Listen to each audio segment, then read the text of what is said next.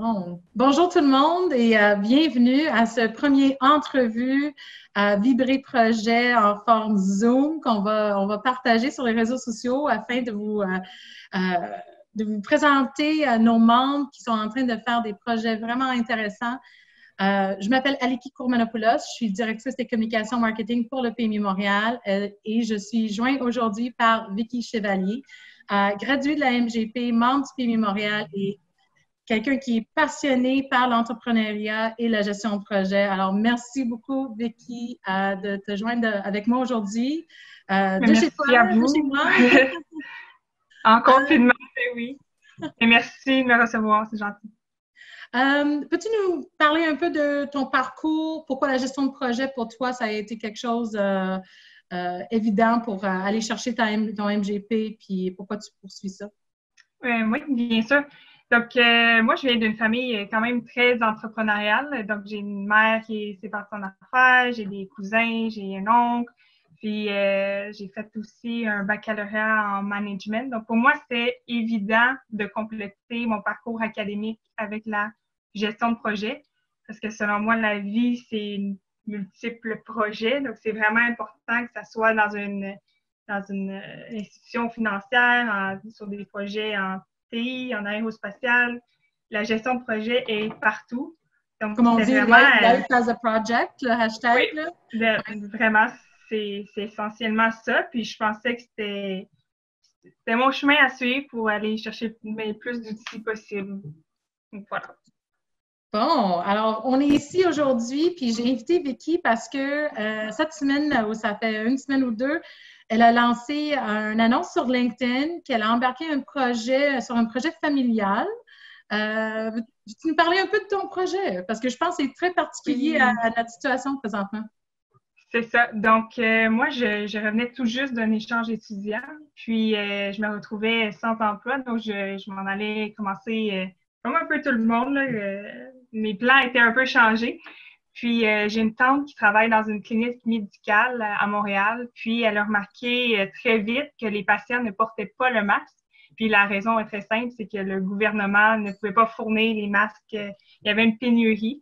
Donc, ma tante, elle s'est retournée vers mon père, qui est retraité, mais a comme passion la couture. Donc, il y a un atelier qui est quand même assez grande pour accueillir des machines industrielles pour faire des toiles, des coussins de bateau, des toiles de tente. Donc, on avait déjà les ressources pour fournir des quantités importantes de masques.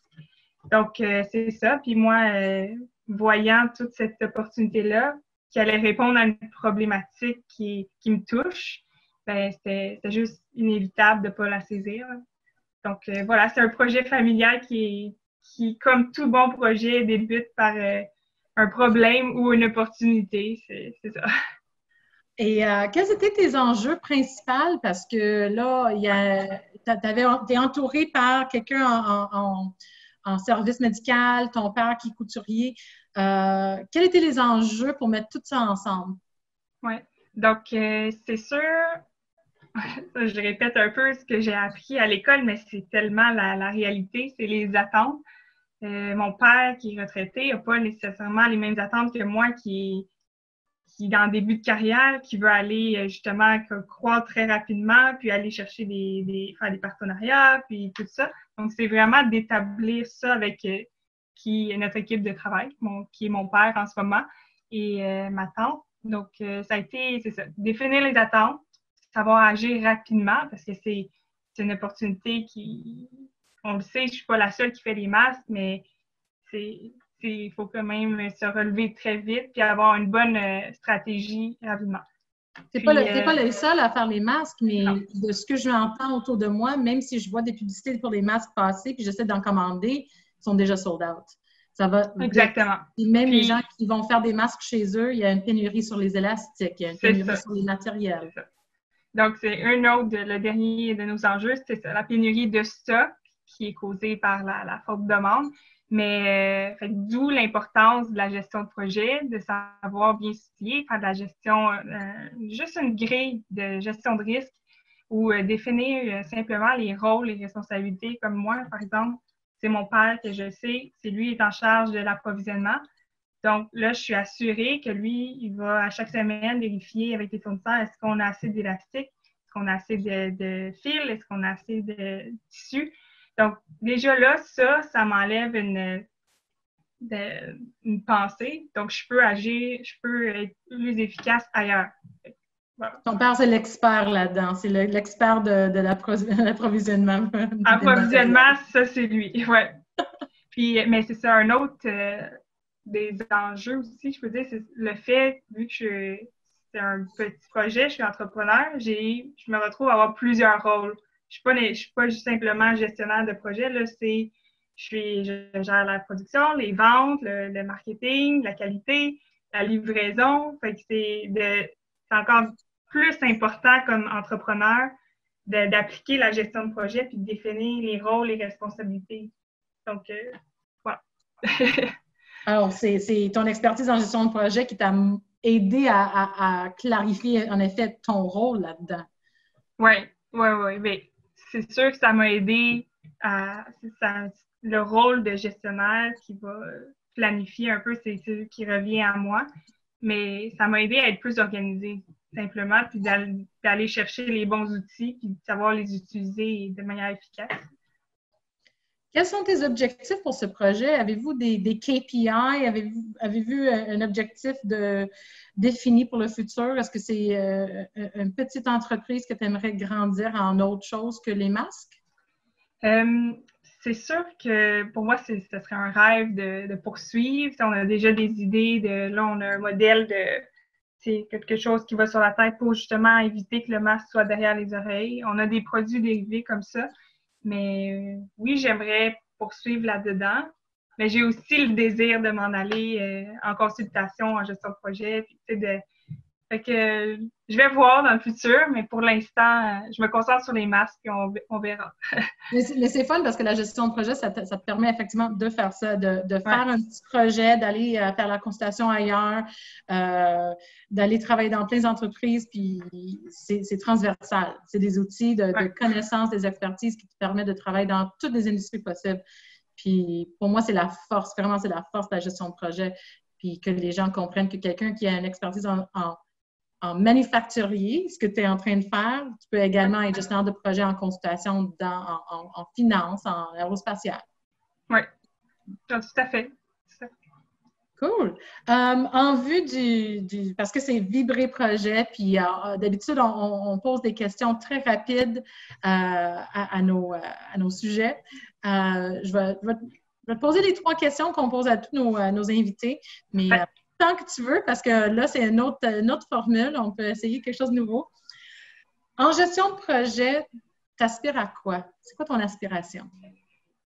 Ça revient pas mal à un peu ce que je disais au début, comme qui est lié à l'entrepreneuriat. J'aimerais vraiment faire une différence à ce niveau-là, parce qu'on le voit, les jeunes, ils veulent à peu près, je sais, j'ai pas le chiffre exact, mais il y a beaucoup de gens qui veulent se partir en affaires au moins une fois dans leur vie.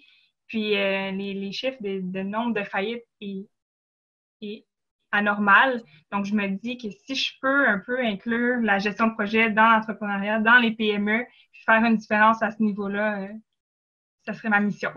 Je serais très contente. Les aider à partir les entreprises avec des bonnes pratiques en gestion de projet. Oui, exact. Et éviter pour les aider à prendre des meilleures décisions, puis d'être mieux outillés, puis éviter justement des catastrophes comme des faillites. C'est une très, très bonne aspiration, j'adore. Qu'est-ce que tu aimerais voir plus en gestion de projet? Je dirais, en ce moment, dans le contexte actuel, ça serait la gestion du changement. Nécessairement, là, on en parle beaucoup, mais juste dans ma maîtrise, c'était pas encore un cours obligatoire. Et selon moi, c'est essentiel parce qu'on le sait, c'est inévitable. Il va toujours avoir des changements à faire, puis rapidement. Puis je pense qu'au Québec, on s'en est quand même bien sorti des entreprises, mais il y en a certaines que non. Puis ce serait peut-être de faire d'autres formations pour les entreprises qui aimeraient savoir comment est-ce qu'on fait pour agir rapidement puis savoir gérer le changement. La gestion de projet et gestion de changement vont tellement bien ensemble qu'on a même un partenariat avec l'Association des Change Management Practitioners ou Professionals pour notre communauté de pratique gestion du changement. Alors, c'est clairement quelque chose qui est dans les tendances. Et je pense que les gestionnaires de projet s'expriment très bien comme des agents de changement. Ils amènent du changement puis ils t'accompagnent à travers le changement. Alors, c'est très, très vrai. Ouais. Et qu'est-ce que tu aimerais voir moins en gestion de projet? Moins?